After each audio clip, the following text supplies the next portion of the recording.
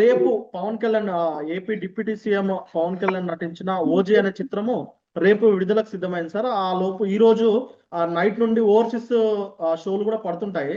అయితే అనూహ్యంగా overseas షోలన్నీ cancel అయినాయని చెప్పేసి ఒక వార్త అయితే ఇప్పుడు వస్తుంది సార్. అయితే ఓవర్సీస్ అక్కడ మేనేజ్ చేసే యార్కస్ సినిమాస్ అనే ఒక సంస్థ ఆ ఓవర్సీస్ సినిమాలు మొత్తం అంటే షోలు మొత్తం రద్దు చేసినట్టు తెలుస్తుంది సార్. దానికి గల కారణాలు ఏమై ఉండొచ్చు సార్? రాము, మీకు అట్లాగే ఓల్గా న్యూస్ ప్రేక్షకులకు నమస్కారం. జనం ఏమైందంటే సినిమాల గురించి తక్కువ మాట్లాడుతుంది బెస్ట్. ఎందుకంటే ఈ మధ్య వచ్చే సినిమాలు ఎట్లాంటివి వస్తున్నాయి, మానిస్టర్ లేకుంటే గ్యాంగ్స్టర్ సినిమాలు కదా.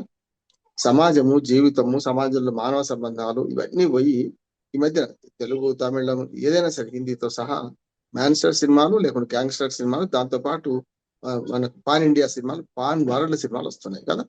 ఇవన్నిట్లలో ఇతివృత్తం ఏముంటుంది జనరల్ గా? ఇప్పుడు వజీ ఇతివృత్తం కూడా అదే కదా. రివెంజ్ మనకు మానిస్టర్ గ్యాంగ్స్టర్ సినిమా ఇది కదా. అంటే రివెంజ్ లో కూడా మళ్ళీ గ్యాంగ్స్టర్లు నిజాయితీ కదా, నీతి నిజాయితీ. అంటే దొంగలో కూడా నీ మాట మాట దొంగల్లో కూడా నిజాయితీ ఉండాలి అని. ఇద్దరు చేసేది దొంగతనం, ఇద్దరు చేసేది ఒక రకంగా గ్యాంగ్స్టర్సే. ఇద్దరు ప్రజల ప్రాణాలు తీసేస్తుంటారు, పిట్టలా కాల్చి పడేస్తుంటారు, కత్తులతో పొడుస్తుంటారు, చంపేస్తుంటారు, హింస, రక్తపాతం అన్నీ ఉన్నాయి. నిజంగా చెప్పాలంటే అసలు ఈ సినిమాలకు సెన్సార్ సర్టిఫికేట్ ఎట్లా ఇస్తున్నారు? ఒక పవన్ కళ్యాణ్ ఓజీ గురించి మాట్లాడుతున్నాను నేను.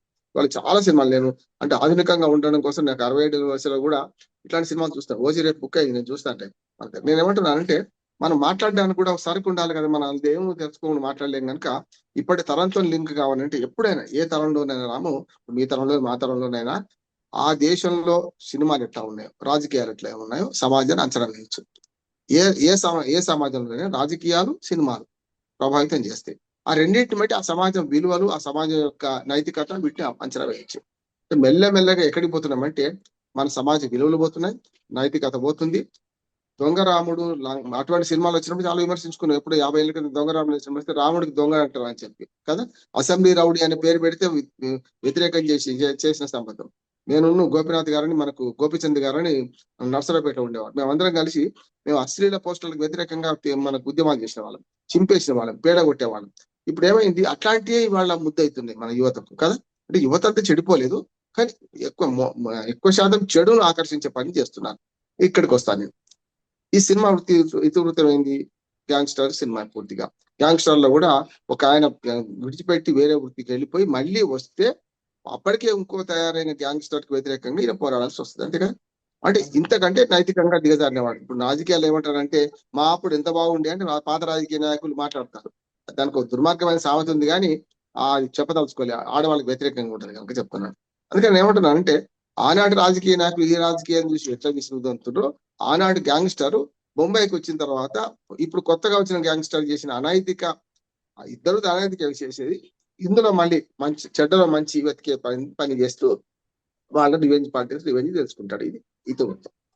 పవన్ కళ్యాణ్ సినిమా అయినా ఏదైనా కూడా ఇట్లాంటి వచ్చినప్పుడు వాళ్ళు ఈ ప్రీ రిలీజ్ ఫంక్షన్ పెడుతున్నారు. అసలు వివాదం ఎక్కడమంది ఏంటంటే ప్రీ రిలీజ్ ఫంక్షన్ పెట్టారు హైదరాబాద్. దానిలో ఒకటి అభిమాని కత్తి పట్టుకొని వచ్చి ముందు సీట్లో కూర్చొని వీరంగా సృష్టించారు. చూశాగా ఎవడా ఆపుతాడు మా సినిమాను అని జగన్మోహన్ రెడ్డి గురించి బూతులు మాట్లాడారు. అంటే ఇప్పుడు సినిమా ఆపడానికి ఎవరు కారణమైంది? వాళ్ళే కదా.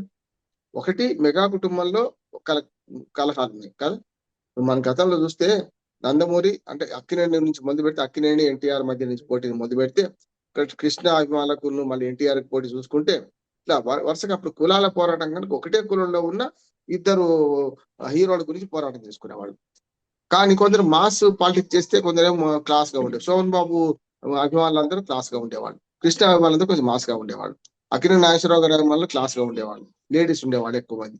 ఇటు పక్కన ఎన్టీఆర్ కి ఎన్టీ ఓడ్ అనిపించి మాస్ ఉండేది.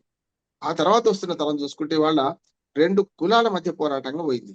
తర్వాత మనకు 20 ఏళ్ళు వెనక్కి వెళ్తే కమ్మ కాపు, అంతేగా స్పష్టంగా చెప్పాల్సిందే. నాకైతే ఇష్టం అనిపిస్తలేదు, కానీ ఆంధ్రప్రదేశ్ లో కులగచ్చి రాజకీయాల్లో జరుగుతుంది. మళ్ళీ సినిమా యాక్టర్లు కూడా కమ్మ కాపు. మళ్ళీ ఇంకోటి రాజులు, కృష్ణరాజు గారికి వచ్చిన తర్వాత ప్రభాస్, ఇప్పుడు చూస్తున్నాం అలా ఈ రకమైన కుల రాజకీయాలు అందులో కూడా ఉన్నాయి, చూపించబడ్డాయి. కుల రాజకీయాలు ఉన్నాయి, కుటుంబ రాజకీయాలు కూడా ఉన్నాయి. అక్కడ కుటుంబ రాజకీయాలలో మళ్ళీ నందమూరి కుటుంబంలో కలతలు ఉన్నాయి కదా. నందమూరి కుటుంబంలో ఎన్టీఆర్, చిన్న ఎన్టీఆర్ కును ఇప్పుడు మిగతా కుటుంబ సభ్యులకు నందమూరి బాలకృష్ణకు విభేదాలు ఉన్నాయి. అట్లానే మెగా కుటుంబంలో కూడా పవన్ కళ్యాణ్ కును అట్లానే అల్లు అర్జున్ ఫ్యామిలీకి మధ్యన విభేదాలు ఉన్నాయి. మెగా ఫ్యామిలీ అంటే ఇవన్నీ చూస్తున్నాం మనం. కనుక ఈ చూసే క్రమంలో నార్త్ అమెరికాలో ఎందుకు రద్దు అయింది అని పెద్ద ప్రశ్న, $1 మిలియన్ ప్రశ్న. అక్కడ వాళ్ళు ఏమన్నారంటే కారణాలు చదివాను. కారణాలు ఏమన్నారంటే ఇక్కడ శాంతి భద్రతలకు భంగం కలిగే అవకాశం ఉంది కనుక ముందస్తుగా మేము దీన్ని యార్క్ అనే ఆ సంస్థ రిలీజ్ కూడా అదే చేస్తానని టికెట్ బుక్స్ కూడా ఆల్రెడీ ప్రారంభించింది. వాళ్ళకి మళ్ళీ రిటర్న్ ఇస్తా ఉంటుంది టికెట్లు కూడా, డబ్బులు కూడా. కానీ సినిమా రద్దు అయింది కదా, చూడలేకపోతున్నాం అనే ఒకటి భావన వస్తుంది కదా. ఎందుకంటే మొదటి వారం రోజులు ఆడుతున్నాయి. ఇప్పుడు అంతా కాసు చేసుకోవడం అంతా మొదటి వారం రోజులు. గతంలో సంవత్సరాలు నడిచే సినిమాలు 100 రోజులు ఆడితే పెద్ద గొప్ప, ఇప్పుడేమో 50 కాదు, ఆ వారం ఆడితే గొప్ప కదా. ఇంతకు ముందే పవన్ కళ్యాణ్ సినిమాలు దెబ్బతిన్నాయి, చూసినాం కదా. హరిహర వీరమల్లు దెబ్బతిన్నది. అనవసరంగా హైప్ క్రియేట్ చేస్తే, ప్రజల అంచనాలు పెంచితే ఇంతేనా సినిమా అనిపిస్తుంది. అంచనాలు లేకుండా వచ్చిన సినిమాలు, చిన్న సినిమాలు సక్సెస్ అయితే చూస్తున్నాం. నిన్ననే కాసర్ల శ్యామ్ బలగం సినిమాకు ఒక మంచి పాట రాసి అవార్డు అందుకున్నాడు కదా. నిన్న జాతీయ ఫిల్మ్ఫేర్ అవార్డులలో ఎంత బ్రహ్మాండమైన మనకు జాతీయ నేషనల్ అవార్డ్స్, ఫిల్మ్ఫేర్ అవార్డు కాదు, ప్రభుత్వం ఇచ్చే, కేంద్ర ప్రభుత్వం ఇచ్చే అవార్డులలో ఎంత బ్రహ్మాండంగా అవార్డు దొరికింది చూసినాం కదా. మన తెలుగు సినిమా మన భగవంత్ కేసరికి వచ్చింది అవార్డు. మళ్ళీ అట్లాగే హిందీ మనకు మలయాళం నటుడు మోహన్ లాల్ గారికి దాదా సాహెబ్ పాల్కే అవార్డు ఇచ్చారు. ఇవన్నీ చూస్తున్నాం మనం. ఇటువంటి సమాజంలో అది ఉంది, ఇది ఉంది. నేను రెండు తప్పు అంటలేదు. ఈ రెండిట్లో జరుగుతుంది ఏంటంటే అమెరికాలో వాళ్ళ కారణం చూపించి రద్దు చేశారు, షోలు రద్దు చేశారు. అక్కడ జరుగుతుంది ఏంటి, ఇప్పటికే అమెరికా వాళ్ళతో చీత్కరించబడుతున్నారు. వెళ్ళిపోండిరా మీరు అని చెప్తున్నారు వాళ్ళు. భారతీయులకు వ్యతిరేకంగా మాట్లాడుతున్నారు ట్రంప్. దానికి కారణం ఇట్లాంటివి. ఇప్పుడు సినిమా నటులు, సినిమా అభిమానుల పేరు మీద అక్కడికి వెళ్ళిన వాళ్ళందరూ పిచ్చి పిచ్చిగా ప్రవర్తిస్తున్నారు. గతంలో మా చిన్నప్పుడు అయితే మేము కాగితాలు విశ్లేషించాం, అది కూడా నేను చేసేవాడిని కాదు కానీ చూసేవాళ్ళం పక్క పట్టి వాడు, ఇంటర్మీడియట్ చదువుతున్నప్పుడు అట్లా. కానీ అది పోయి ఇప్పుడు ఏమైందంటే మద్యం తాగడం, సీసాలు పగలగొట్టడం, ఎదుటి వాడిని అకారణంగా హింసించడం, లేడీస్ తోని కలిసి ఫ్యామిలీ సినిమా అయ్యే పరిస్థితి ఇప్పుడు లేదు. ఇటువంటి ఓజీ లాంటి సినిమాలు రిలీజ్ అయిన సందర్భాలు చూస్తే మనకు, ఓజీ కావచ్చు ఇంకేదనుకోవచ్చు, అయినప్పుడు ఏంటంటే అక్కడ ఇట్లాంటి పనులు చేస్తున్నారు, మన వాళ్ళు కూడా చేస్తున్నారు. సమస్య రాజకీయ నాయకులకు అభిమాన సంఘాలు ఉన్నాయి, పార్టీ మన సినిమా వాళ్ళకి అభిమాన సంఘాలు ఉన్నాయి. వీళ్ళు వస్తే పెద్ద ఎత్తున దేవుళ్ళలాగా ఆరాధిస్తున్నారు, వాళ్లకు వీధుల్లో పెద్ద పెద్ద ప్రదర్శనలు చేస్తున్నారు. ఇవన్నీ అక్కడి శాంతి, నా ఉద్దేశం ఏంటంటే ఇండియాలో కూడా చెల్లొద్దు, ఇండియాలో చెల్లుతుంది. కానీ అమెరికా లాంటి దేశంలో, ముఖ్యంగా నార్త్ అమెరికా లాంటి దేశంలో, మన నార్త్ అమెరికా లాంటి ప్రాంతాల్లో ఇది కష్టం. అందుకని వాళ్ళు ఏమనుకున్నారంటే ప్రీ రిలీజ్ ఫంక్షన్ అయిన దాన్ని చూసే వాళ్ళు అక్కడ క్యాన్సిల్ చేసుకున్నారు. ఇక్కడ పరిణామాలు అంటున్నారు. దీనిలో రెండు అంటున్నారు. ఒకటి వైసీపీ వాళ్ళు ఆపిందని, ఎందుకు ఆపాలి, వాళ్ళ సినిమా వాళ్ళే ఆపుకున్నారు అంటున్నాను. నేను ఎప్పుడైతే స్పష్టంగా ముందు కూర్చున్న మాట్లాడే మాటలు దానికి స్పందించి పవన్ కళ్యాణ్ గారు కూడా చిన్న దుర్మార్గంగా మాట్లాడండి. ఏంటి, నేను ఇటువంటి సినిమా ఎప్పుడో ఈ డైరెక్టర్ దొరికితే నేను రాజకీయాలకు పోయి వచ్చేవాడిని కాదు. మరి వచ్చి రాజకీయాలు ఉద్ధరిస్తుంది ఏంది? రాజకీయాలు ఉద్ధరించకుండా, ఇటు కాకుండా అటు కాకుండా రెండు పడల మీద కాళ్ళు పెట్టి ఇవాళ ఆ పని లేకుండా ఈ పని లేకుండా చేస్తే రాజకీయాలు అవమానించడం కాదా? ఇదే ప్రీ రిలీజ్ ఫంక్షన్ లో పవన్ కళ్యాణ్ ఏమన్నాడు, రాజకీయాలకు నేను వచ్చేవాడినే కాదు, ఇటువంటి సినిమా అవకాశాలు నాకు మొదలు వస్తే అన్నాడు. మరి అదే చేయరాదు బాబు, ఇక్కడికి వస్తున్నాం మన ప్రజల ప్రాణాలు తీయడానికి అని మాట వస్తుంది కదా. అందుకనే వాళ్ళకు వాళ్ళే ఈ ఇటువంటి వ్యతిరేకమైన స్టేట్మెంట్స్, బ్లాంకెట్ స్టేట్మెంట్స్ ఇచ్చుకుంటూ వాళ్ళ సినిమాలు వాళ్ళే దెబ్బతీసుకున్నట్టు. కానీ ఇందులో ఇవ్వడం అవసరం లేదు. సినిమాలలో కూడా రాజకీయాల్లో ఆత్మహత్యలు ఉండే, హత్యలు ఉంటాయి, హత్యలు ఉండవు, ఆత్మహత్యలు ఉంటాయి అని ఎప్పుడు చెప్తుంటాను. సినిమాలలో కూడా ఎవడు ఆపాల్సిన అవసరం లేదు, మాకు మేమే ఆపుకుంటామనే రుజువు చేసుకున్న సినిమాగా నేను చెప్తున్నాను. పవన్ కళ్యాణ్ అభిమానులు పెట్టిరేగిపోయి ఇష్టం ఉన్నట్టు ప్రవర్తించారు. ప్రీ రిలీజ్ ఫంక్షన్ ప్రవర్తించడం వల్ల అమెరికాలో కూడా సినిమా ఆగడానికి అవకాశం వచ్చిందని నేను అంటున్నాను. దీనికి ఎవరో ఒత్తి పని చేయాల్సిన అవసరం లేదు, మిగతా వాళ్ళు చేయాల్సిన. అవును చేస్తారనుకోండి, ఉదాహరణగా మీరు అన్న మాటలు చేయాల్సిందే కదా. నిజంగానే వైసీపీ వాళ్ళు చేసాను అనుకుందాం కొంచెంసేపటికి, మీరు అన్న మాటలు చేయాల్సిందే కదా. మరి వాడేవాడు, వీడేవాడు, జగన్ ఎవడు, ఆపేదేవాడు అంటుంటే ఏమన్నట్టు, ఏ రకంగా పోతున్నాం మనం? కనుక కొంత ఈ అభిమానులను కంట్రోల్ చేసుకోవాల్సిన బాధ్యత ఆయా సినిమా హీరోలది అంటున్నాడు. అభిమానులు ఇట్లా పెట్టిపోయి ఏది పడితే అది మాట్లాడకుండా చూడాల్సిన బాధ్యత వాళ్ళకు ఉన్నది. అదే ఒక హీరోయిజం అనుకుంటే మాత్రం దానికి వ్యతిరేకంగా కూడా ఇంకో హీరోయిజం తయారవుతుంది కదా. కత్తికి కత్తి సమాధానం అవుతుంది రేపు పొద్దున, కన్నుకు పన్నే సమాధానం అవుతుంది. అసహనం పెరుగుతున్న సమాజంలో యువతను పెడదారి పెట్టిన సినిమాలు రావాలా, యువతను బాగుపరిచే సినిమాలు రావాలని సినిమా రంగం పెద్దలు, ముఖ్యంగా నిర్మాతలు, దర్శకులు, నటులు కూడా ఆలోచించుకోవాల్సిన అవసరం అయితే దీంతో ఉందంటారు. Right sir. ఇంకొకటి, ప్రస్తుతం మన అసెంబ్లీ సమావేశాలు జరుగుతున్నాయి సార్ ఏపీలో. అక్కడికి ప్రతిపక్ష హోదా ఇస్తేనే వెళ్తానని చెప్పేసి జగన్ అయితే భీష్మించుకొని కూర్చున్న సందర్భం చూస్తా ఉన్నాం సార్. ఈ నేపథ్యంలో ఆయన కోర్టుకు కూడా వెళ్ళారు, ప్రతిపక్ష హోదా కావాలి, ప్రతిపక్ష హోదా ఇవ్వకుండా అక్కడ స్పీకర్ గాని ఇతర వ్యక్తులు గాని అడ్డుపడుతున్నారని చెప్పేసి ఆయన కోర్టులో కూడా పిటిషన్ వేసినట్టు తెలుస్తుంది సార్. ఈ రోజు దానిపైన తీర్పు కూడా వచ్చే అవకాశం ఉందంటున్నారు. అయితే అసలు ఆ వ్యవహారం ఏంటి సార్? మొత్తం దాని గురించి ఒక క్లుప్తంగా మన ఓల్గా న్యూస్ ప్రేక్షకులకు చెప్పండి సార్. రాము, ఇది లీగల్ సమస్య. నేను అడ్వకేట్ గా 2 నిమిషాలు చెప్తాను. మనకు 1970s దాకా ప్రతిపక్ష హోదా 10% అనే దాంతో సంబంధం లేకుండా ఇచ్చారు. గతంలో కమ్యూనిస్ట్ పార్టీలకు కానీ సోషలిస్ట్ పార్టీ కానీ మొట్టమొదటి 52 ఎన్నికల్లో పార్లమెంట్ లో మెజార్టీ రాలే. మెజార్టీ అంటే అప్పుడు 479 సీట్లు ఉండే. కనీసం 10% అంటే 47-50 సీట్లు రావాలి. 50 సీట్లు ఎవరికి రాలే అప్పుడు. అయినా సరే ప్రతిపక్ష హోదా ఇచ్చారు. ఆ తర్వాత 2 సార్లు కూడా ఇచ్చారు. కానీ ఇందిరాగాంధీ గారు అధికారంలోకి వచ్చిన తర్వాత నెహ్రూ గారు ఉన్న 17 ఏళ్ళు, లాల్ బహదూర్ శాస్త్రి గారు ఉన్న 2 ఏళ్ళు కూడా 1.5 year, ఒక 18 ఏళ్ల పాటు 19 ఏళ్ల పాటు ప్రతిపక్ష హోదాకు 10% అనే గీటురాయి లేదు. కానీ ఇందిరాగాంధీ గారు వచ్చినాక తర్వాత ఏంటంటే ఈ గీటురాయి పెట్టుకుంటూ తీసుకొని వచ్చారు. అంటే 10% పార్లమెంట్ లో కానీ అసెంబ్లీలో కానీ కనీసం 10% ఉంటే ప్రతిపక్ష హోదా ఇవ్వాలని ఒకటి సాంప్రదాయం, రాజ్యాంగంలో ఎక్కడ రాసిలేదు కనుక సాంప్రదాయం పెట్టుకున్నారు. ఈ సాంప్రదాయం అంతటా దేశం అంతా కొనసాగుతుంది, ఒక దగ్గర కాదు, దేశం అన్ని రాష్ట్రాల్లో కొనసాగుతుంది. కొనసాగే క్రమంలో ఇప్పుడు హైదరాబాద్ మనకు ఆంధ్రప్రదేశ్ లో 175 సీట్లు ఉన్నాయి కదా. 175 సీట్లకు కనీసం 18 స్థానాలు వస్తేనే ప్రతిపక్ష హోదా వస్తుంది. గతంలో కూడా మన ఉమ్మడి ఆంధ్రప్రదేశ్ లో కాంగ్రెస్ పార్టీకి 26 సీట్లే వచ్చినాయి. ఒకసారి మీరు చూస్తే పి జనార్దన్ రెడ్డి గారు ప్రతిపక్ష నాయకుడిగా ఉన్నా ఆయన ప్రతిపక్ష హోదా దక్కలేదు. ఎందుకంటే ఆయన 294 సీట్లు ఉన్నాయి ఉమ్మడి ఆంధ్రప్రదేశ్ లో, కనీసం 30 సీట్లు రావాలి. కానీ 30 రాలి 26 వచ్చింది కాంగ్రెస్ పార్టీకి. ప్రతిపక్ష హోదా ఇవ్వలే, కేబినెట్ హోదా ఇవ్వలే ప్రతిపక్ష నాయకుడికి. కనుక ఆ సాంప్రదాయం ఉమ్మడి రాష్ట్రంలో కొనసాగింది.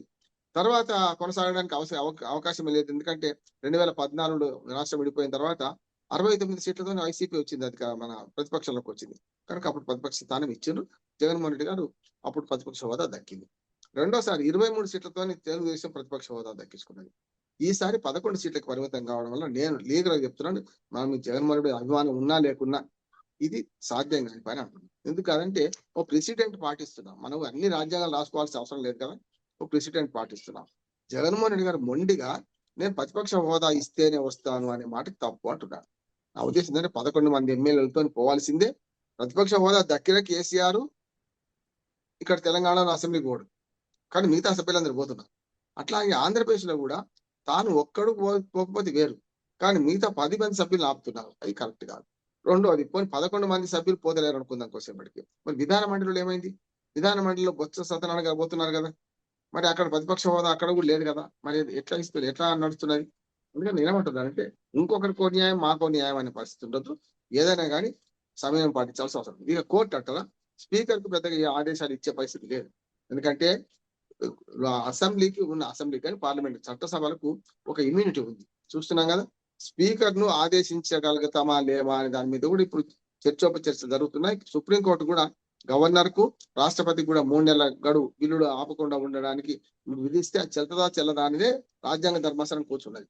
అంతేందుకు తెలంగాణలో ఫిరాయింపు ఎమ్మెల్యేల గురించి మాట్లాడాలంటే స్పీకర్ కు మేము ఆదేశాలు ఇవ్వలేము అలాంటి సెక్షన్ ప్రకారం, కనుక మీరే ఒక 3 నెలలకు నిర్ణయం తీసుకోండి, ఏదైనా నిర్ణయం తప్పనిసరి తీసుకోండి. అయితే అనర్హత వేటు విధించమని చెప్పము, వద్దని చెప్పము అన్నది. దాని మీద ఇప్పుడు మల్లగులాలు పడుతుంది ఇక్కడ. ఇది కూడా ఏంటంటే స్పీకర్ అధికారుల విషయంలో, ముఖ్యంగా అసెంబ్లీ లోపల విషయంలో స్పీకర్ అధికారులను కంట్రోల్ చేసే అధికారం అయితే కోర్టులకు లేదు, మేము చెయ్యలేము, ఇది మీ విచక్షణకు వదిలిపెడుతున్నామని తీర్పు వస్తుందని నేను అనుకుంటున్నాను. తీర్పు రాకమని చెప్తున్నాను. చాలా సార్లు నేను జోష్యం చెప్పను, నాకు లీగల్ గా ఉన్న పరిజ్ఞానం మేరకు చెప్తున్నాను. ఒకవేళ హైకోర్టు కనుక కల్పించుకుంది అనుకుందాం, అప్పుడు మళ్ళీ సుప్రీంకోర్టు మన పోతారు, లేకపోతే హైకోర్టు ఇంకో డివిజన్ బెంచ్ పోతారు, అసెంబ్లీ తూరుకోదు కదా. స్పీకర్ అయితే సరే శిరసావహిస్తున్నాను, మీకు జగన్మోహన్ రెడ్డికి ప్రతిపక్ష హోదా ఇస్తున్నాను అన్నాడు కదా అంటున్నాను. కనుక జగన్మోహన్ రెడ్డి గారి సమయంలో పట్టించి మనకు 11 సీట్లు వచ్చినాయి. 11 110 కావాలంటే ఏం చేయాలని ఆలోచించి 2029 ఎన్నికలకు ప్రచారం సమాయుక్తం కావాలి. కానీ ఇప్పుడు ఇది పెట్టుకొని, ఈ బహానా పెట్టుకొని పోకపోవడం వల్ల ప్రజా సమస్యలు గాలికి పోతున్నాయి. ఈ ప్రభుత్వం చేస్తున్న తప్పుని ఎండగట్టాల్సిన మంచి అవకాశాన్ని మీరు దారి విడుచుకుంటున్నారు. జగన్మోహన్ రెడ్డి గారు నా సలహా ఏంటంటే, మీరు ప్రజల్లో ఎన్ని సమస్యలు లేవైతున్నా కూడా ఉద్యమాలు చేయండి, సమస్యలు లేవనెత్తున్నారు కాదంటే, కానీ దానికంటే ప్రభుత్వ రికార్డులోకి ఎక్కేది, మీరు ఆనాడు ఫలానా సమస్య గురించి ఏం మాట్లాడిన అనే రికార్డుకి ఎక్కేది అసెంబ్లీ కదా. మన ప్రెస్ మీడియా ఎంత ఉన్నా ఒక చట్టసభలలో మీరు మాట్లాడే మాట విలువ ఉంటది కదా. ఆఖరికి అయ్యన్న పాత్రుడు కూడా ఆయన స్పీకర్ గా గతంలో తమ్మినేని సీతారాం చేసిన ప్రవర్తన తప్పే అంటున్నాను. వీరు కూడా ఒక్కోసారి అతి శృతి మించుతున్నారు. వీరే కాదు, గతంలో కోడెల శివప్రసాద్ గారు కూడా చనిపోయిన వ్యక్తులు కూడా మాట్లాడదు, కానీ ఆయన కూడా అప్పుడు ఒక గ్యాంగ్స్టర్ లాగా ప్రవర్తించండు కదా, మీ ప్రతిపక్షాలను ఆడుకున్నాడు కదా. అందుకని నేను ఏమంటున్నాను అంటే ఈ స్పీకర్లు కూడా నిష్పక్షపాతంగా వ్యవహరిస్తలేరు, అది ఖాయం. ఆ ఏ స్పీకర్ అయినా, నేను తమిళనాడు సీతారామన్ అంటున్నాను వైసీపీ హయాంలో, ఇప్పుడు అయ్యన్న పాత్రుడు, అంతకుముందు కోడెల శివప్రసాద్ అని అంటున్నాను. వీళ్ళందరూ ప్రవర్తించలేదు కదా, వీళ్ళు ఆ హోందాగా ఉండాల్సిన అవసరం ఉండే. అయితే ఇప్పుడు అయ్యన్న పాత్రుడు ఒక హామీ ఏమి ఇచ్చిందంటే, జగన్మోహన్ రెడ్డి గారు మీరు రండి, వస్తే మీకు తగిన సమయం ఇస్తా అంటారు. ఎంత సమయం ఇస్తారు? మందిని బట్టి, అంతే కదా, మధ్య ఎక్కువైతే మజ్జిగ పచ్చడి అవుతుంది. అందుకని మంది ఎక్కువైతే ఇప్పుడు అట్లా కాదు, ఇక్కడ ఉల్టా సామెత ఉల్టా అవుతుంది. మంది ఎక్కువైతే ఎక్కువ టైం దొరుకుతుంది. మీరు 11 మంది ఉన్నప్పుడు ఏమవుతుంది, మొత్తం అసెంబ్లీలో రోజుకు అరగంట గంట దొరుకుతుంది కదా. ఈ గంట మాట్లాడడానికి జగన్మోహన్ రెడ్డి ఒకరి తీసుకుంటారా టైం, లేకపోతే మిగతా వాళ్ళకి ఇస్తారా, వాళ్ళ ఇష్టం. కనుక అసెంబ్లీ రూల్స్ కి విరుద్ధంగా మేము, రూల్స్ అండి అది చట్టం కాదు, రూల్స్ కి విరుద్ధంగా మేము ప్రతిపక్ష హోదా ఇస్తే పోతామని మొండికేసుకోవడం, ఇది చెరువు మీద అలగండలు లాంటిది. జగన్మోహన్ రెడ్డి గారు తప్పు చేస్తున్నారు ఈ విషయంలో, చెరువు మీద అలగండలు లాంటిది. అట్లాని వాళ్ళని ప్రతిపక్ష హోదా దక్కకుండా చేస్తాం మేము, విజయ్ గారు ఊరేగితే ఏమవుతుంది? గతంలో 23 మందిని ఫిరాయింపు చేసుకుంటే చివరికి ప్రజలు 23 మందికే పరిమితం చేశారు టీడీపీ. చూసినాగా, గతంలో 69 మంది ఉన్న వైఎస్ఆర్ సిపి ఎమ్మెల్యేలను 23 మందిని చేర్చుకున్నది 2014 నుంచి 19 వరకు.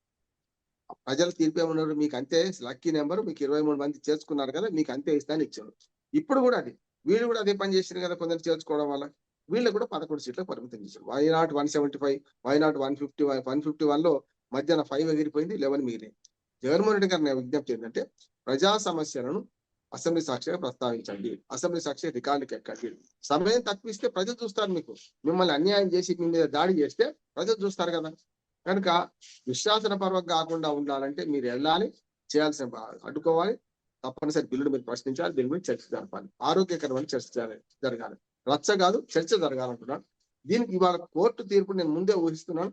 స్పీకర్ అధికారంలో జోక్యం చేసుకోదు, స్పీకర్ అధికారాన్ని కుదించే ప్రయత్నం చేయదు, కానీ స్పీకర్ కి ఈ నిర్ణయం వదిలేస్తున్నాం, ఇవ్వచ్చు, రాజ్యాంగంలో ఎక్కడ లేదు కనుక ఇస్తే ఇవ్వచ్చు, మీ ఇష్టమే, మీ విచక్షణ అధికారమే అని తీర్పు వస్తుందని నేను అనుకుంటున్నాను. సార్ ఇక ఇందులోనే ఒక చిన్న క్వశ్చన్ సార్. ఇప్పుడు మనకు కోర్టులు ఎలాగో స్పీకర్ అభిప్రాయంలో జోక్యం చేసుకోరు అన్నది కొంతవరకు క్లారిటీ వచ్చేస్తుంది సార్. అయితే స్పీకర్ ఎలాగైనా ఆయనకు ప్రతిపక్ష హోదా ఇవ్వడానికి ఫస్ట్ నుంచే ఆయన ఇంట్రెస్టెడ్ గా లేరు కాబట్టి ఈ కోర్టు తీర్పు తర్వాత కూడా వాళ్ళు ఖచ్చితంగా ప్రతిపక్ష హోదా జగన్ కి అయితే ఇవ్వరు సార్, అది క్లియర్. ఈ నేపథ్యంలో జగన్ అసలు అసెంబ్లీకి రాకపోతే, ఏదైతే 60 రోజులు అసెంబ్లీకి రాని పక్షంలో ఆయన పదవి బర్తరఫ్ అయిపోతుందని చెప్పేసి ఏదైతే నిబంధన ఉన్నదో సార్, దానికి అనుగుణంగా జగన్ పదవి పోతుందా?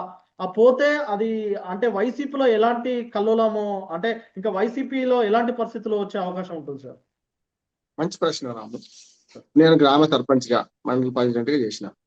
గ్రామ పంచాయతీ యాక్ట్ లో ఏముందంటే, మన పంచాయతీ రాజ్ యాక్ట్ అంటాం, కానీ దానిలో ఏముందంటే సర్పంచ్ గారు కూడా, ఇప్పుడు ఎగ్జిక్యూటివ్ అధికారం ఎవరికి ఉంటుంది, వార్డు మెంబర్ కు ఎగ్జిక్యూటివ్ అధికారం లేదు, సభలో మాట్లాడే హక్కు మాత్రమే ఉంటుంది. ఇది గ్రామ పంచాయతీ సమావేశాల్లో లేకుంటే గ్రామ సభలో. సర్పంచ్ అనేవాడు కింది స్థాయిలో ఒక కీలకమైన ఎగ్జిక్యూటివ్ అన్నట్టు, అంటే తీర్మానాలు చేయడానికి కానీ సభను పిలవడానికి కానీ. కనుక అక్కడ కూడా 15 రోజులు దాటితే, 15 రోజులు పంచాయతీలో సర్పంచ్ కనుక ఏదైనా ఊరికి పోయినా, ఏదైనా అనారోగ్యంతో హాస్పిటల్లో ఉన్న విధులకు దూరంగా ఉంటే 15 రోజులు దాటిందంటే వెంటనే ఇంకొక వ్యక్తిని ఉప సర్పంచ్కి అధికారం ఇవ్వాలని ఉంది చట్టంలో. అలాగే ఎంపీపీ అధ్యక్షుడు కూడా ఒకవేళ చట్టం ప్రకారం ఏంటంటే 15 రోజుల కన్నా మించి ఆ విధులకు దూరంగా ఉంటే అక్కడ కూడా సెలవు పెట్టిపోవాలి. నేను అట్లా సెలవులో మా పని పాయింట్ ఉన్నప్పుడు 5 సంవత్సరాలు వరుసగా నేను వైస్ ప్రెసిడెంట్ ఇన్ఛార్జ్ గా ఉన్నాను, నాకు అనుభవం కూడా చెప్తున్నాను. మూడోది ఏంటంటే జడ్పీ చైర్మన్ కూడా ఇది వర్తిస్తున్నది. 15 రోజులు దూరంగా ఉంటే విధులకు వాళ్లకు ఆల్టర్నేట్ గా వైస్ ప్రెసిడెంట్ గా అప్పచెప్పాలి, ఉప సర్పంచ్ గారు వైస్ ప్రెసిడెంట్ గారు అప్పచెప్పాలి. మరి ఇక్కడ అది లేదు. యాక్చువల్ గా ప్రతిపక్ష హోదా దక్కపోతే వారికి ఇంకెవరికైనా ఇస్తాను, ఉపనాయకుడు ఉంటాడు, సభా నాయకుడు ఉంటాడు, ఉపనాయకుడు ఉంటాడు. కానీ రాకపోతే ఏమవుతుందని సెక్షన్ 124 అంటున్నారు. ఆ 4 సెక్షన్లు ఓదానికోటి కాంట్రవర్సీ, ఓదానికోటి అనుకూలంగా ఉన్నాయి. దాని ప్రకారం 60 రోజులు వరుసగా హాజరు కాకపోతే అనర్హత వేటు వేయొచ్చు అంటున్నారు. అది కొంచెం లీగల్ ఎక్స్పర్ట్స్ ఇంకా బాగా పరిశీలించాల్సిన అవసరం ఉంది. అది కనుక ముందుకు వస్తే, ఒకసారి ఎవరిదైనా పదవి పోయింది అనుకోండి, అది మొదటి జగన్మోహన్ రెడ్డి గారి మీద అవుతుందని నేను అనుకుంటున్నాను. ఒకవేళ అది చేస్తే మళ్ళీ కోర్టులు ఉన్నాయి కదా, వెంటనే అసలు సభ్యత్వమే పోతుంది అంటే 11 మంది సభ్యత్వాలు పోవాల్సిందే, ఒక్కరు కాదు కదా. అసెంబ్లీ సమావేశం మొదటి సమావేశానికి హాజరైన తర్వాత ప్రమాణ స్వీకారం చేసిన వెళ్ళిపోయినారు కనుక వాళ్ళ చట్టపరంగా అసెంబ్లీ సభ్యులుగా నమోదైనారు. ప్రమాణ స్వీకారం చేయకపోతే ఏం చేయరు. ఉదాహరణ కేసీఆర్ గారు కూడా ప్రమాణ స్వీకారం చేయకుండా తర్వాత ఒక్కడే పోయి చేసి వచ్చాడు అసెంబ్లీ సమావేశాల సందర్భంగా కాకుండా. అట్లానే ఇక్కడ కూడా ఏంటంటే ఫస్ట్ జగన్మోహన్ రెడ్డి, తర్వాత 60 రోజులు దాటితే ఇప్పుడు మనకి మా కేసీఆర్ గారికి పోతుంది.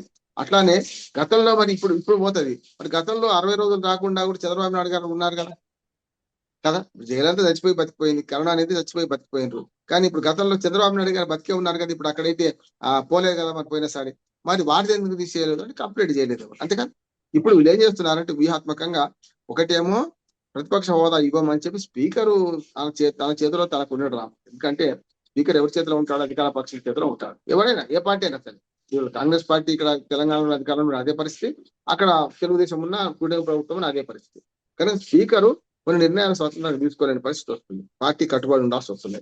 కనుక అట్లా చూసుకుంటే అక్కడ స్పీకర్ నిర్ణయం ఖచ్చితంగా టీడీపీ లేకుండా ఉమ్మడి కూటమి ప్రభుత్వం చెప్పినట్టు వింటాడు. కనుక రేపు కోర్టు తీర్పు వస్తేనేమో కోర్టుకు పోతారు. కోర్టు కనుక జగన్మోహన్ రెడ్డిని అనర్హత జగన్మోహన్ రెడ్డిని ప్రతిపక్ష హోదా ఇవ్వాలని తీర్పు ఇచ్చింది అనుకుందాం, ఇస్తే ఆటోమేటిక్ గా పై కోర్టుకు ప్రభుత్వం పోతుంది.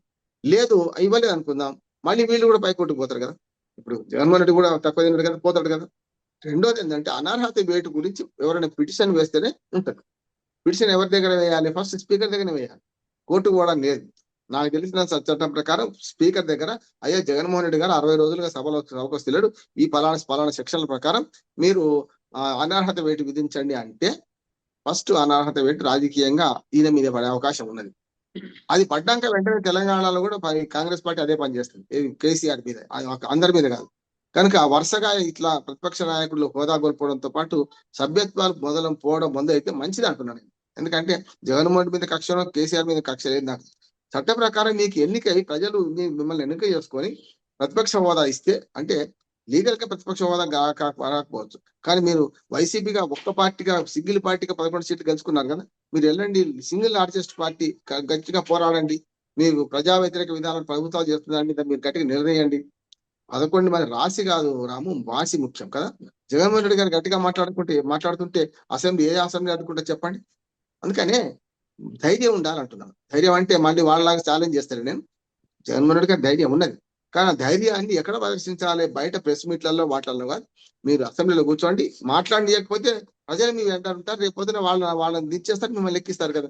మేము అసెంబ్లీకి పోమంటే చెరువు మీద అలిగి ఇంకేమో చేసినట్టు అవుతుంది. కనుక ఆ చెరువు ఎండిపోదు, మనదే ఎండిపోతుంది. కనుక దయచేసి ప్రతిపక్ష నాయకులు ఇద్దరికి కూడా, అది ఇక్కడ కేసీఆర్ గారికి, అక్కడ జగన్మోహన్ రెడ్డి గారికి నా సలహా ఏంటంటే పోండి, పోతే మంచిగా ఉంటుంది. 60 రోజుల నిబంధనల విషయంలో ఇంతవరకు దేశంలో ఒక్క కేసు కూడా లేదు, ప్రెసిడెంట్ లేదు, ఒక్కరు కూడా 60 రోజులుగా పైగా హాజరు కాకపోతే అసెంబ్లీ సభ్యత్వాలు పోయిన కేసు ఇప్పటిదాకా దేశంలో లేదు.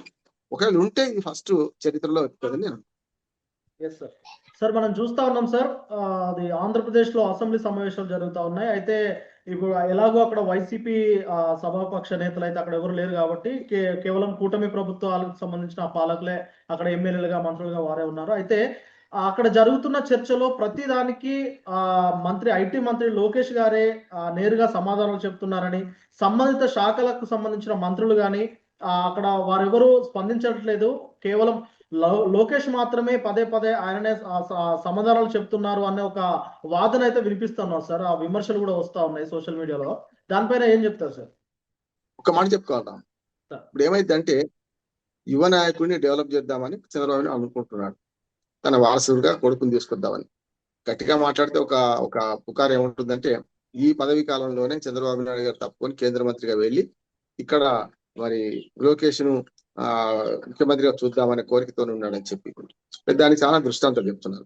ఉదాహరణకు కేసీఆర్ గారు చేసిన తప్పు ఏంటంటే తెలంగాణలో ఇక్కడ కేటీఆర్ ను ముఖ్యమంత్రి చేయకపోవడం పొరపాటు. రెండోసారి గెలిచినప్పుడల్లా కనీసం 2 ఏళ్ల తర్వాత చేయాల్సి ఉండే, దానివల్ల అవకాశం పోయింది. రేవంత్ రెడ్డి లాంటి వాడు ఈ మాట అంటున్నాను, రేవంత్ రెడ్డి తక్కువ చేయడం, లాంటి వాడిని ముఖ్యమంత్రి చూడాల్సి వచ్చింది, నాకు ఉన్న అవకాశం ఇవ్వలేకపోయింది మా నాన్న అని కేటీఆర్ కేసీఆర్ మీద గొడవ పడుతున్నాడని ఒక మాట వస్తుంది. చాలా దుర్మార్గంగా లోపల అంతఃపురంలో ఏం జరిగింది తెలియదు, కానీ తండ్రిని నెట్టేశాడని, కింద పడ్డాడని ఇవన్నీ వస్తున్నాయి. అది ఎంతవరకు నిజమో వాళ్ళు చెప్పాలి. మన కుటుంబ కలహాలు, కుటుంబంలో ఏం జరుగుతుంది మనం ఏం చెప్పలేం కదా. బహిరంగ పడితే మాత్రం మనం మాట్లాడతాం. ఇక్కడ కూడా అంతే. ఏమవుందంటే లోకేష్ ను ఒకసారి ముఖ్యమంత్రిగా చూడాలని, ముఖ్యమంత్రి కాదు డిప్యూటీ సీఎం ఇస్తేనే మా వాడికి సీఎం ఇవ్వమని చెప్పి పవన్ కళ్యాణ్ అభిమానులు పెద్ద కూడా పెట్టారు. చూసినాం కదా అక్కడ మనం. పవన్ కళ్యాణ్ లోకేష్ డిప్యూటీ సీఎం ఎందుకు చేయకూడదు అంటే, మీరు డిప్యూటీ సీఎం అయితే మరి చంద్రబాబు నాయుడు గారు ముఖ్యమంత్రి పదవి తప్పుకుంటే నేను ముఖ్యమంత్రిని అవుతా అనే మాట పవన్ కళ్యాణ్ స్వయంగా అనలేదు, కానీ వాళ్ళతో అనిపించింది కదా చాలా మంది. దాంతో ఆగింది. లోకేష్ ఎక్కడ ఆగింది అంటే డిప్యూటీ చీఫ్ మినిస్టర్ కాకపోవడానికి ప్రధాన కారణం జనసేన వాళ్ళు అడ్డుకోవడమే కదా. ఆనాడు కూటమిలో ఉన్న రెండు పార్టీలు చాలా ఇష్టమైనట్టు ఇష్టారాతిగా మాట్లాడుకున్నారు. చంద్రబాబు నాయుడు పవన్ కళ్యాణ్ మాట్లాడకపోవచ్చు, కానీ వాళ్ళ కింద ఉన్న ఇటుపక్క తెలుగుదేశం వాళ్ళు మీ ముఖానికి ముఖ్యమంత్రి అని వీడు మాట్లాడిండు కదా, మీ ముఖానికి ఉప ముఖ్యమంత్రి ఎక్కువ ఎందుకు ఇస్తాం, చంద్రబాబు నాయుడు మీ నాన్నగారు ముఖ్యమంత్రి ఉన్నారు కదా అని ఇటు వాళ్ళు మాట్లాడిండ్రు. చాలా అవాకు చెవులు పేర్కొన్నారు. ఇప్పుడు ఏమైంది అంటే, ఒకవేళ ముఖ్యమంత్రిగా లోకేష్ కూర్చోబెట్టాలంటే పవన్ కళ్యాణ్ అయితే డిప్యూటీ చీఫ్ మినిస్టర్ ఉండడు కదా. అక్కడ విభేదాలు మొదలైతాయి, ఇప్పటికే మొదలైనవి, అది మొదలైతాయి. కనుక ఇప్పుడు ఈ 4 ఏళ్ళు నేనే ఉంటా, వచ్చే సంవత్సరాన్ని మనం వచ్చే 2029 ఎన్నికలకే లోకేష్ ను ముందుకు పోతా తీసుకుపోవాలనే ఆలోచనతో చంద్రబాబు నాయుడు ఉన్నట్టు తెలుస్తున్నది. కానీ పార్టీ శ్రేణులు తొందరపడుతున్నాయి. చూస్తున్నాం మనం కదా, మనం చూసాం ఏది అనంతపురం అర్బన్ ఎమ్మెల్యే ఏం మాట్లాడిండు, దగ్గుబాటి ఏం మాట్లాడిండు అంటే లోకేష్ ను కించపరిచిన ఎవరిని బేరు చేసేది లేదు అని చెప్పుకుంటూ మనకు జూనియర్ ఎన్టీఆర్ మీద అవాకం చెవులు పేరిండు కదా, వాడెవడు వీడేమని మాట్లాడిండు కదా. అట్లా ఇప్పుడు లోకేష్ వర్గం కూడా తయారైతుంది. ఇప్పుడు ఇందులో లోకేష్ వర్గం అంటే చంద్రబాబు నాయుడు వ్యతిరేకం కాదు, పవన్ కళ్యాణ్ వ్యతిరేకం ఇప్పుడు ఇక్కడ. కనుక లోకేష్ వర్గం ఒకటి తయారవుతుందని ఇప్పుడు అంతా ఈ మొత్తం మీరు చెప్పిన ఎపిసోడ్ అంతా అక్కడ ఉన్నాయి, మూలాలు అక్కడ ఉన్నాయి. క్యాన్సర్ ఇక్కడ పుండు కనపడుతుంది, అక్కడ మూలాలు అక్కడ ఉన్నాయి. కనుక ఈయన బాగా డెవలప్ చేయాలంటే ఏం చేయాలని 4 సార్లు మాట్లాడాలి. ఏ మాటకు ఆ మాట చెప్పుకోవాలి. లోకేష్ ఒక పప్పు అనే పేరు తెచ్చుకున్నవాడు మొదటిసారి అసెంబ్లీలో ఉన్నట్టుగా ఇప్పుడు లేడు, అది కూడా చెప్పాలి. అంటే అనుభవానికి వస్తే తత్వం బోధపడుతుంది కదా. జగన్మోహన్ రెడ్డి గారు రాటు తేలిండు, 9 ఏళ్ళు ప్రజల్లో తిరిగిండు, మా నాన్నకు చనిపోయిండు, మీరు ఓటేయండి అన్నాడు, ఒక్క ఛాన్స్ అన్నాడు. 9 ఏళ్ళు ప్రతిపక్షంలో కూడా తిరిగాడు. ఎక్కడ కూడా లోకేష్ ప్రతిపక్షంలో కూడా తిరగలేక. ఎప్పుడైతే ఆంధ్రప్రదేశ్ విభజన జరిగిందో డైరెక్ట్ గా అధికారంలో ఉన్నాడు ఆయన. కనుక ఆయనకు అధికారమే తెలుసు కానీ ప్రతిపక్ష స్థానం తెలియదు. కానీ రెండోసారి తెలిసి వచ్చింది. లేదు మీకు రెడ్ బుక్ పెట్టడం, రెడ్ బుక్ రాజ్యాంగం రాయడానికి ప్రధాన కారణం ఏంటంటే ప్రతిపక్షంలో ఉంటే ఎట్లా అంటూ ఉంటుంది వీళ్ళు అని తెలిసి వచ్చింది. ఇప్పుడు నేను ఏమంటున్నానంటే, జగన్మోహన్ రెడ్డి గారికి మీకు చెక్ పెట్టడానికి లోకేష్ తీసుకొస్తే నడవదని ఈయనకు కూడా తెలుసు, ఎవరికి, చంద్రబాబు నాయుడు గారు. కనుక ఈ 3.5 ఏళ్ళు తానే ఉంటాడు. వచ్చే ఎన్నికలకు ముందు మాత్రం బాగా ఫోకస్ చేయడానికి ఇప్పటి నుంచి అనుభవం పెంచుకునే క్రమంలోనే మీరు అన్న ప్రతి దానికి సమాధానం ఈయన ఇస్తున్నారు. దానివల్ల ఏమవుతుందంటే, ఒకటి టీంలో ఒక మంచి మార్పు తీసుకొచ్చింది. చంద్రబాబు నాయుడు ఏం చేసిందంటే, ఆ పాత తన టీం ఉందనుకోండి, తన టీం ఉంటే రేపు లొకేషన్ డెవలప్ చేయడానికి వీలు ఉండదు కదా. తన టీము తనను కూడా డామినేట్ చేస్తుంటారు. కొన్నిసార్లు చాలా సార్లు అచ్చెన్నాయుడు అంటాడు, పార్టీ ఎక్కడ ఉందిరా బొందా బొక్క పార్టీ, ఎక్కడ పార్టీ లేదు పొమ్మన్నాడు కదా. అటువంటి వాళ్ళను ఇప్పుడు మంత్రివర్గంలో పెట్టుకోవాల్సి వచ్చింది ఇప్పుడు మన ఆయన.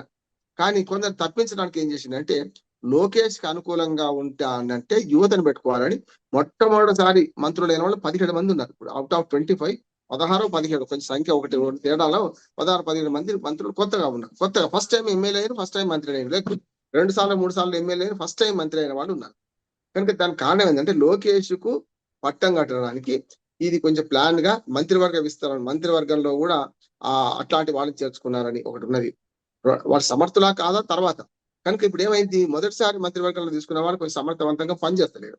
దాంతో ఎవరు ముందుకు రావాల్సి వస్తుంది, అయితే పాత మంత్రులు లేకపోతే కొత్త యువ నాయకుడు ఇప్పుడు లోకేష్ ముందుకు నెడుతున్నారు. ఇది ఏమైంది అంటే వాళ్ళకు కూడా ఆత్మహత్య దృశ్యం అవుతుంది చంద్రబాబు నాయుడు గారు. ఎందుకంటే మిగతా వాళ్ళందరూ కోపానికి వస్తారు కదా, జలసి ఉంటది కదా లోకేష్ మీద. అనవసరంగా ఈయన తీసుకొచ్చి మన తల మీద పెట్టిండ్రు, శాఖ నాది, సమాధానం వారిదాన సమస్య వస్తుందా రాదా. కనుక చంద్రబాబు నాయుడు మేల్కోవాల్సింది ఏంటంటే, ఇంత పుత్రవాత్సల్యం ఉన్నా కూడా తనను ఈ రకంగా డెవలప్ చేసుకుంటూ పోతే పుత్రునికి కూడా లోకేష్ కూడా వ్యతిరేక వర్గాలు తయారవుతాయి. అప్పుడు ఇంకా కష్టము. జనసేన మనకు టీడీపీ వర్గాల మధ్య, యువత మధ్య పోరాటం పొందైతే ఇంకా కష్టము అని తెలుసుకుంటాడు. కనుకనే చంద్రబాబు నాయుడు మెల్లమెల్లగా లోకేష్ ను డెవలప్ చేద్దామని ఎంత ప్రేమ ఉన్నా కొన్నిసార్లు పగ్గాలు తానే పట్టినాడుతున్నాడు, కొన్నిసార్లు విడుస్తున్నాడు. ఇది ఎక్కడికి పోద్ది అనేది 2029 ఎన్నికల వరకు కొనసాగుతుందని నేను అనుకుంటున్నాను. సార్ ఒక్కసారి ఇప్పుడు మన తెలంగాణ రాజకీయాలను పరిశీలిస్తే సార్, ఇక్కడ స్థానిక సంస్థల ఎన్నికలు ముందు నుంచి మీరు చెప్తున్నట్టు సెప్టెంబర్ 30 లోపు ఎన్నికలు జరిగే అవకాశం లేదు అని చెప్పేసి మనం ఫస్ట్ నుంచి చెప్పుకుంటున్నాం సార్. అదే మాదిరిగా ఇక జరగాల్సిన అంటే ఇక జరగలేదు సార్, ఇక అయిపోయింది. అయితే సెప్టెంబర్ 29 లోపు మేము నోటిఫికేషన్ ఇస్తాము అని చెప్పేసి ఈసీ కూడా కేంద్ర రాష్ట్రాలకు సంబంధించి ఒక వ్యవహారం జరుగుతా ఉన్నా సార్. అయితే మొత్తం మీద ఈ తెలంగాణలో స్థానిక సంస్థల ఎన్నికలు ఎప్పుడు జరిగే అవకాశం ఉంది అని చెప్పేసి అనుకోవచ్చు సార్.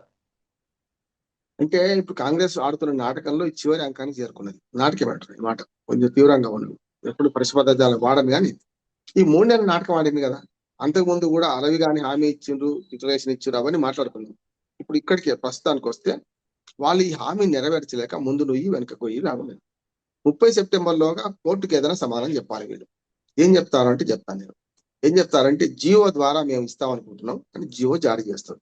ఇప్పటిదాకా జరిగిన కసరత్తు ఏంటంటే ఒకటే ఒక కసరత్తు. మొదలు వీళ్ళు అడిగిన టైమే నెల కోర్టు రాష్ట్ర ప్రభుత్వం. మొత్తం 3 నెలల టైం ఎట్లా దొరికింది? నెలనేమో రాష్ట్ర ప్రభుత్వం అడిగింది, మేము డిలిమిటేషన్ చేయాలి, రిజర్వేషన్ ఖరారు చేయాలి, ఆ టైం నెల సరిపోతుంది, మీ నెల ఇస్తాన్నారు. ఎలక్షన్ కమిషన్ అడిగింది కోర్టు ఏమని, మీకు ఎన్ని రోజులు టైం కావాలి? వాళ్ళు ఇచ్చిన 2 నెలల తర్వాత లోపల మేము చేస్తామన్నారు. ఈ 3 నెలల కాలం ఎల్లుడికి ఈ వారం రోజులు అయిపోతుంది. ఇప్పుడు ఎలక్షన్ కమిషన్ కి ఇప్పటికి కూడా డిలిమిటేషన్ చేరలేదు, అట్లానే రిజర్వేషన్ ఖరారు కాలేదు కదా. డిలిమిటేషన్ అంటే ఇవి పంచాయతీలు, ఇన్ని పంచాయతీలు, ఇంత సంఖ్య ఇచ్చారు, కానీ రిజర్వేషన్ ఖరారు కాకపోతే రెండో భాగం పూర్తి కానట్టే కదా. ఇప్పుడు మొదటి భాగం పూర్తి అయినా రెండో భాగం పూర్తి కాలే. ఎలక్షన్ కమిషన్ దగ్గర రికార్డు ఏముందంటే రాష్ట్రంలో 12,732 పంచాయతీలు ఉన్నాయి, 535 మండలాలు ఉన్నాయి, ఇట్లా లెక్కలు ఇచ్చాం. కానీ ఈ మండలాల్లో ఈ పంచాయతీల్లో వార్డు మెంబర్ నుంచి మొదలుకొని జిల్లా పరిషత్ చైర్పర్సన్ వరకు రిజర్వేషన్ ఖరారు చేసే బాధ్యత రాష్ట్ర ప్రభుత్వాన్ని. ఇప్పుడు రాష్ట్ర ప్రభుత్వం ఏం చేసి నిన్న మొన్న కసరత్తు చేసి ఇప్పటికి కూడా ఇవాటికి కూడా ఇంకా సీల్ కవర్ ఇవ్వలేదు. ఇప్పుడు ఇవాళ రేపు ఏం చేస్తారంటే రిజర్వేషన్ ఖరారు చేస్తూ 42% రిజర్వేషన్ బీసీలకు ఇస్తూ చేస్తారు. ఇప్పటికే కోర్టులో కేసు పడ్డది, ఇవాళ చూసినామా, నిన్న పడ్డది కేసు ఒకటి వేసేసింది. ఆ కేసుతోని మళ్ళీ మొదటికి వస్తాను నేను అంటున్నాను. ఇప్పుడైనా కనీసం దీని డిలిమిటేషన్ ప్రకటించిన తర్వాత రిజర్వేషన్ ప్రకటిస్తే రిజర్వేషన్లలో 42% బీసీలకు రిజర్వేషన్ ఎట్లా ఇస్తారు, జీవో ద్వారా చేయడానికి ఎట్లా సాధ్యం అవుతుంది, కోర్టులో కేసు వేస్తారు. ఈ పడ్డది ఇంకో కేసు కూడా పడుతుంది. అప్పుడు ఆటోమేటిక్ గా అంటే స్వామి కార్యం స్వకార్యం రెండు నెరవేరినట్టు కోర్టుకి ఏం చేస్తారు, మీ కోర్టులోనే పిటిషన్ ఉంది, మేము ఏం చేయాలంటారు. అందుకని ఈ నాటకం అన్న ఇన్ని రోజులు ఆగినారు. ఎలక్షన్లు మరొక నెల 2 నెలలు వాయిదా వేయడానికి ప్రయత్నం చేస్తున్నారు. నా ఉద్దేశం ప్రకారం నోటిఫికేషన్ 29 లోపల రాదు. ఎందుకు రాదంటే కోర్టులో పెండింగ్ లో ఉన్నప్పుడు వీళ్ళు చేస్తుంది వీలేదు. నోటిఫికేషన్ వచ్చినాక మాత్రం కోర్టు కూడా ఏం చేయలేదు. కనుక కోర్టు నుంచి స్పష్టమైన ఆర్డర్స్ లేకుండా ఒకవేళ నోటిఫికేషన్ ఇష్యూ అయితే కూడా అక్టోబర్ 31 లోపల ఎన్నికలు జరపలేరు. సెప్టెంబర్ పోయింది ఎట్లా, ఎందుకు జరపలేరంటే ఇప్పుడు నోటిఫికేషన్ అంటే షెడ్యూల్ ప్రకటించాలి, షెడ్యూల్ తర్వాత నోటిఫికేషన్ ఉండాలి, నోటిఫికేషన్ తర్వాత 3 విడుదల ఎన్నికలు కావాలి. మరి పంచాయతీ మొదలు చేస్తారా, ఇప్పటికీ స్పష్టత లేదు. పంచాయతీ చేస్తారా, మండలాలు, జిల్లా పరిషత్, ఎంపీటీసీ, జెడ్పీటీసీ చేస్తారా అనేది క్లారిటీ రాలేదు. కనుక రేపటికల్లా క్లారిటీ వస్తున్నచ్చు. కానీ నా ఉద్దేశం ఏంటంటే ఇప్పుడు ప్రభుత్వానికి ఒక అంచనా కూడా ఉందట. ఇంటెలిజెన్స్ రిపోర్ట్ ఏంటంటే ఒకవేళ మీరు ఇప్పుడు కనుక పంచాయతీ ఎన్నికలు ఈ నెలలో 2 నెలలు పెట్టినా కూడా అట్టర్లీ ఫ్లాప్ అవుతారు. మీరు 6 గ్యారెంటీలు, 13 హామీలు, 420 హామీలు ఎవరు నెరవేర్చలేదు. చాలా వర్గాలు వ్యతిరేకంగా ఉన్నాయి. ఇంకోటి వర్షాకాలం, అర్బన్ ఫ్లడ్స్ ఉన్నాయి, అక్కడ గ్రామాల్లో ఫ్లడ్స్ ఉన్నాయి. గ్రామాల్లో కూడా మన కామారెడ్డి మీదకు చూస్తే మనకు క్లౌడ్ బర్స్ట్ అంత పని అయింది. కనుక మీరు పంటలు నష్టపోయి ఉన్నారు. ఈ కాలంలో ఎరువుల కొరత ఉన్నది, యూరియా కొరత నడుస్తుంది పెద్ద ఎత్తున. ఇప్పుడు ఎలక్షన్స్ పెడితే కష్టమని దీన్ని వాయిదా వేయడానికి ప్రయత్నం చేస్తారని అనుకుంటున్నాను. నోటిఫికేషన్ అంటే షెడ్యూల్ ప్రకటించినా కూడా ఒకవేళ షెడ్యూల్ ప్రకటిస్తే మాత్రం ఎన్నికలు ఆపడానికి ఎలక్షన్ కమిషన్ మనకు షెడ్యూల్ ఇచ్చింది అనుకోండి, అప్పుడు కోర్టులో కూడా అధికారం లేదు ఒకసారి ఎన్నికల షెడ్యూల్ వచ్చినాక. కానీ దాని మీద బేస్ గా అదే బేస్ చేసుకొని రిజర్వేషన్ల ప్రకటన మీద కోర్టు పోయింది అనుకోండి, అప్పుడు ఆటోమేటిక్ గా ఎలక్షన్ కమిషన్ నోటిఫికేషన్ కూడా ఇష్యూ చేయలేదు. ఆ పరిస్థితి మెల్లమెల్ల తీసుకొస్తున్నారు. ఈ పంచాయతీ ఎన్నికలు ఇప్పుడు జరగవు, వచ్చే అక్టోబర్ లో కూడా జరగవు. గట్టిగా మాట్లాడితే 2026 దాకా పోతాయని నేను అనుకుంటున్నాను. చూద్దాం ఏం జరుగుతుంది.